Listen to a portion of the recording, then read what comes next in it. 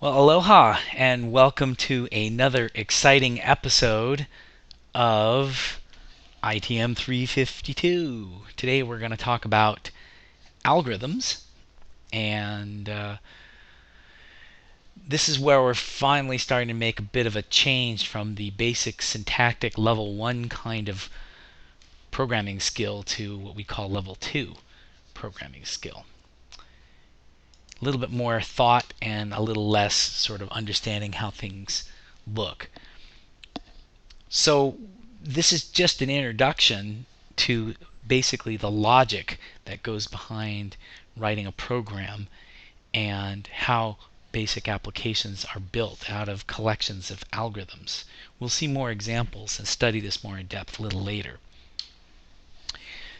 Before we understand what an algorithm is and how to think sort of like a programmer, we need to start a little bit uh, further back and understand why do we want software in the first place. For example, what is it the purpose? What is the value of software? What does it do for us? And you have to think about this, because by understanding this is a way that you will understand how to take an idea and turn it into a piece of software that actually does something useful. Well, most people say we want software because somehow they think it makes computers useful. And when you think about a computer, it's just basically a bunch of hardware. It's a processor and memory and a disk drive and storage and that kind of stuff. But really, what makes it all do something practical is the software that makes that hardware perform and do the various tasks that we ask it to do. So you have to think about, well, what really makes a computer useful? Well, a computer is useful because it allows you to represent a conceptual system, and without actually having to have the system itself or accessing the system itself. And a conceptual system is really just an idea, and there's a lot of things that are conceptual systems. In fact, there are some things that are only conceptual systems, and they don't actually have a physical system counterpart. I'll give you an example, like your bank account. So your bank account, you have to think about it. Is there really a physical location that is your bank account? What does it really mean to have a bank account? Is it something you can actually hold in your hands? No, not really. It's a concept, and the concept is that if you deposit money into this account, supposedly, then your balance goes up, and if you take money out of this account, then or withdraw money, then your balance goes down. Then it might have some other aspects to it, like earning interest or something like that. But it doesn't actually exist anywhere other than as a sort of a concept that people sort of understand. Well, to access that concept or access that system, we often have to build a model or a representation for it. So a model is just a representation of something that's based on assumptions. And so for the bank account, we might think, well, I could write some bank account software that would represent the idea of a balance, and that balance would then have the behaviors that if you deposited money, added money into it, that balance would go up, and if you withdraw money, the balance would go down, and it would keep track of who this account was associated with, all that different thing. So the software is not really the bank account itself, but it is a representation of it or a model for it. So that's what makes computers really useful. I mean, a lot of times you think about computers being useful because they're accurate and they're fast, and they can do a lot of complex tasks repetitively without getting tired, and all that's true. But really, a lot of it boils down to the fact that you can make a representation of a conceptual system on this computer, and you can make it behave in the way that you think it should behave, and you can interact with it, with this concept in a real way. So the idea of faithful is important, because faithful means that if you have a representation of something, The faithful representation means that what happens in the model is what you expect to happen outside of it or in the concept. So if I deposit money into my account, a faithful representation would mean the balance would increase. If it decreased or didn't do anything, that would be bad, and that would not be a faithful representation of the conceptual system. It would be, something unusual. So a faithful representation is really what we're looking for. Now, of course, computers are limited, and also software is limited in its ability to faithfully represent a conceptual system. So all models are necessarily simplifications of things. And so software is no different. That software is necessarily a simplification of something, and it will have limitations, and you have to understand what those limitations are. I always kind of joke around that I would love to have a faithful software representation of the stock market, and because if I did have a faithful representation of the stock market, then I would be very wealthy, and I would be able to predict what stocks go up, which ones go down, when to buy, sell, etc. But as far as we know, there is no such thing as a faithful representation of the stock market. It's just too complex. So what's programming? Well, programming is directing a computer's actions in detail. It has to be very exact, it has to be very specific, and you have to talk to the computer in such a way that it's unambiguous and it's very clear on what actions it's supposed to do, because it will not be able to guess. So when we talk as human beings, when we use a human language, we allow for a certain degree of ambiguity and interpretation. Well, a computer is unable to do that. Certainly not at present.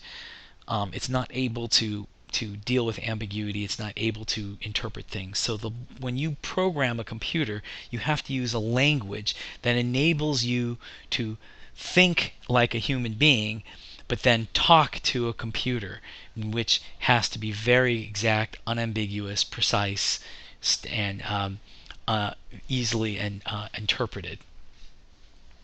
So our task as a programmer really is to take things that are in concept, and translate that into a simplified representation that the computer can then model and represent, and it has to be done in a clear and unambiguous manner. Usually something that solves a problem, because that if it's solving a problem of ours, then that will provide value. And so you don't just usually write a program just to do something. It usually has to specifically address a particular issue or a problem. Let me give you an example. Everyone knows how to make change, but when given an amount of change, we all kind of do the same sort of thing. So for example, think about this. If you owe somebody 73 cents and you have pennies, nickels, dimes, and quarters, how many of each would you give? I just want you to sit there and think about that. I think immediately all of us would say the same thing. The question you want to ask yourself is, how did you arrive at that? And is that really the only thing you could do? What you've done there is you've made a mental model. I mean, there's a mental model about a system about money, which is another conceptual system, and that it consists of pennies, nickels, dimes, and quarters. But those are themselves representations of amounts, and they have certain rules for which they abide by. Pennies are ones, and nickels are fives, and dimes are tens, and quarters are 25s.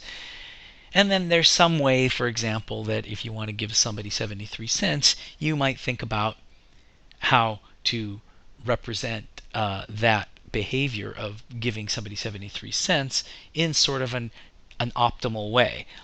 Most of us probably would think about giving the least number of pennies, nickels, and dimes and quarters possible.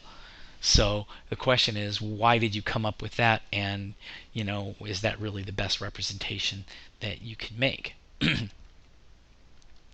So most people would, for the making change, would give 2 quarters, 2 dimes, and 3 pennies. But of course, you could have given 73 pennies and no quarters and no dimes and no nickels. the reason why we all probably came to this same answer is that we are using the greedy algorithm as a way to provide change. The greedy algorithm means that you want to give away as few of the resources as possible, expend least amount of resources as possible. In this case, quarters, dimes, nickels, and pennies. And again, there's no particular reason why that's the right answer, but it's certainly a way to do it. And it has some benefits to it. And when we get to in class today, we're going to do making a change algorithm together. What we need to do is you'll find that you intuitively know how to use the greedy algorithm, but if you had to explain this to a young child, or even worse, if you had to explain this to a computer which doesn't understand and interpret things with ambiguity, you might find this rather difficult. So we'll give that a try in class and see how we do. Let's take another example that maybe is a little more familiar, a little more general. Programming a robot. So I have this Roomba vacuum cleaner. It's basically a little robot that wanders around the room. And let's just say we want to think about a software representation of this Roomba robot vacuum cleaner. Now, the first step in actually writing a program or creating an algorithm or something like that is to determine exactly what you want before you figure out how we will do it. This is really key because oftentimes we get stuck in how to translate a problem into a solution for the computer because we are not super clear on precisely what is wanted. It's very difficult to implement something or say how something will work if you're not really clear on what it is that you're trying to do in the first place. So we may intuitively know what it is, but that's not enough. We actually have to know much more specifically what it is. So how would we get started? Well, we might say things like ask questions about what is wanted. Like we might ask, well, what is a robot anyway? So before we can represent what a robot is, we might ask, what is it? What can they do? What do we want them to do? What's our intent for this robot? What's expected? How's it expected to behave? What do we need in this robot vacuum to do those things that we would like it to do? Which things are relevant, which things are not, especially if we're making a software representation. So you have to think about some things that may be relevant for a physical robot, but not relevant for a software representation of it. Also, you could think about robots in general. Maybe a robot vacuum, there are things that are not relevant for a regular, more ordinary, say an industrial robot that's manufacturing something. So let's just think about the capabilities. So let's say a robot vacuum can move, detect things, and pick things up. Again, this is still not that specific. We have to explain what does it mean to move, what does it mean to detect things, and what does it mean to pick things up. Now, in terms of the robot vacuum cleaner itself, there's probably hardware that determines how it moves and detects things and picks things up. But in terms of our software representation, we still have to understand what that means in terms of moving and detecting things and picking things up. So just for the sake of definiteness, we'll start to spell this out. We'll have to break this down. So we call this the analysis. The analysis means to break it down. And what we're going to specify is that moving means that it's a function, that if the robot gets a command called move, that it will move the robot forward by 1 unit, whatever that 1 unit is. And that 1 unit could be turning the wheel 1 click. It could be a foot. It could be anything that we can think of. We also think about moving in terms of rotation, that maybe it can go left or right. I might give it the command turn right, turn left, and it's going to move 1 unit to the right or 1 unit to the left, whatever 1 unit is. Now, detecting things might mean that it can feel that if you ask the question of this robot, is obstacle, so I give it the function is obstacle, it will return true or false. So how this might translate into the physical robot is like my Roomba robot has a plunger with a switch on it. And so when say it runs into a wall, it presses that plunger, that switch then becomes active. That means it's true. And when the plunger isn't pressed, that switch is inactive, and that represents false. Picking things up might mean there's sort of a vacuum and a brush, and it might just mean that I have this capability that can pick something up and I just tell it to do that. The other thing I have to think about is like, what is the world that the robot lives in? It has some sort of environment. It doesn't exist on its own. So when we define moving and feeling and vacuuming, we have to understand that there's an environment for which it lives, and we need to represent that environment also in our software. So there's a physical room, for example, and the physical room might have, chairs and tables and walls and things like that. And also it might have the ability to move a certain amount, a certain distance, and turn a certain degree. So that's the kind of world that we need to be able to sort of specify and represent. So let's just represent our world as sort of a grid. We might sort of spell it out in terms of streets and avenues. And we might have, and they're all numbers. There's the numbered streets and the numbered avenues, kind of like in New York. And in those streets and avenues, they might have wall segments like this, or they might, they could be horizontal walls, they could be vertical walls, and I might have complex combinations of things, or even enclosures. Okay, and so this represents obstacles. It doesn't really matter whether they're tables or chairs or anything like that. It's just that if the robot encounters one of these things, that the is obstacle would be true, and there would be no movement possible through that. We also think about our grid as the world that the robot moves. When I say move forward, it moves exactly one grid unit forward.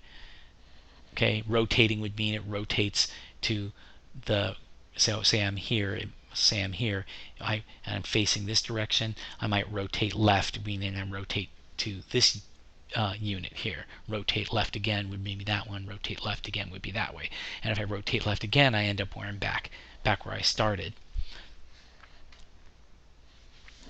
These kinds of environmental things that we're discussing here are constraints for our model, and they should match what your physical system that you're trying to represent would be.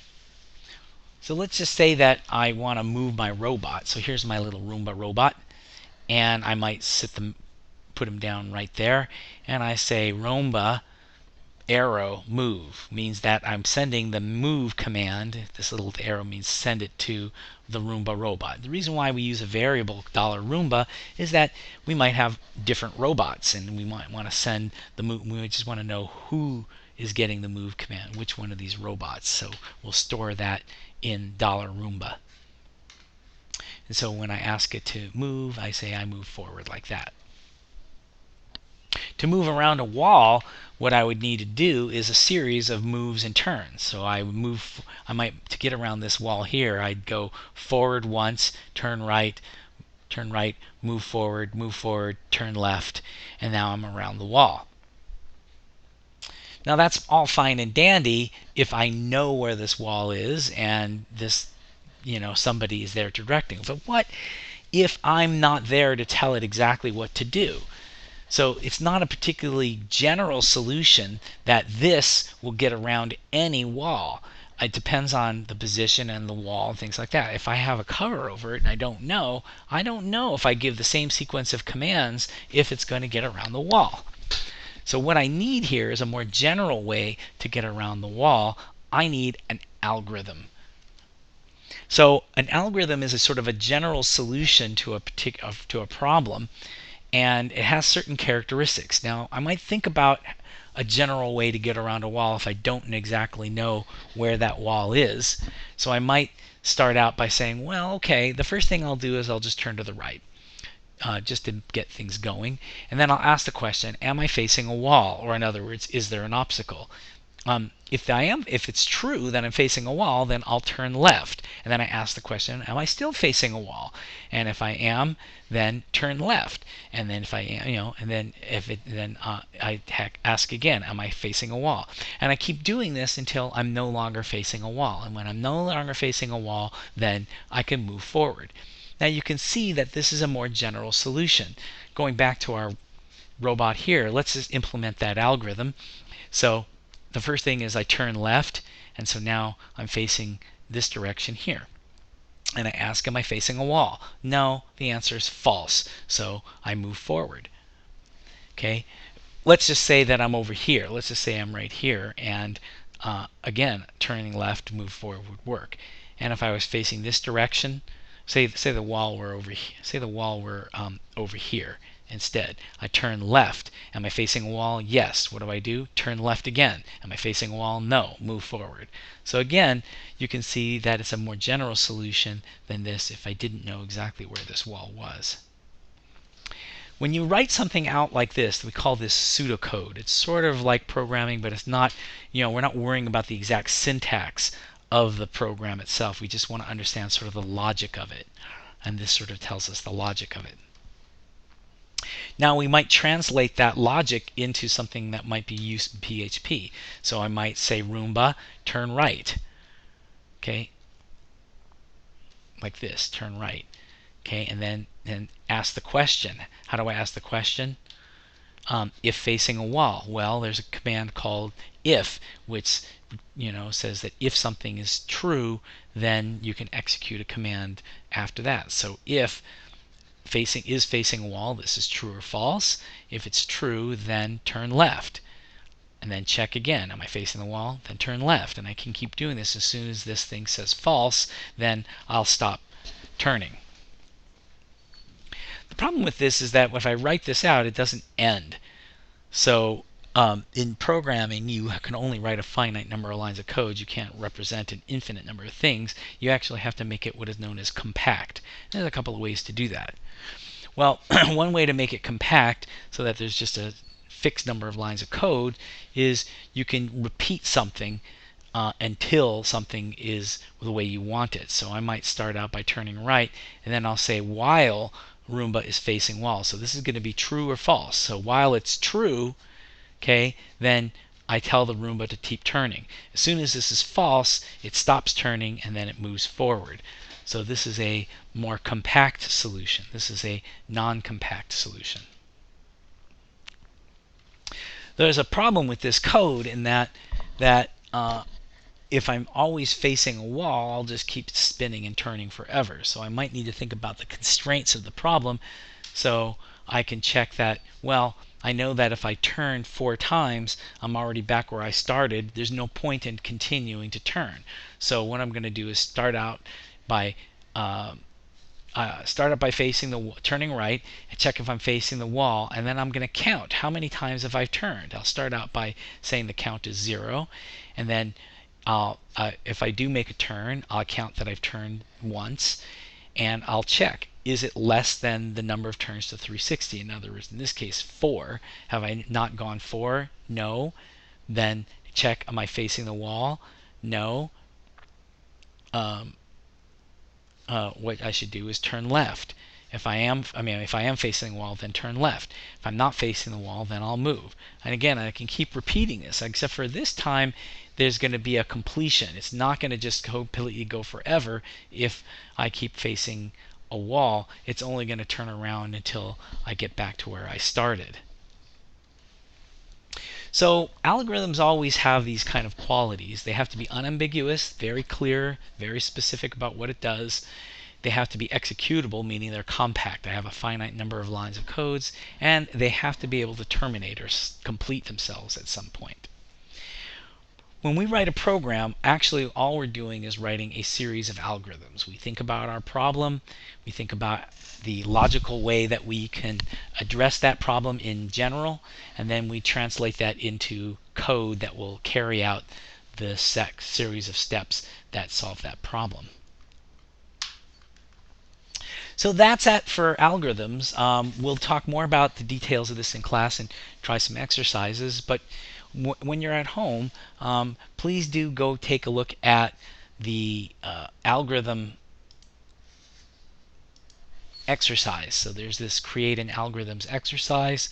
You should read a short explanation of an algorithm, and then when you get a chance, we're going to start implementing some algorithms for making change and day of the week. Okay, so see you in class and have fun.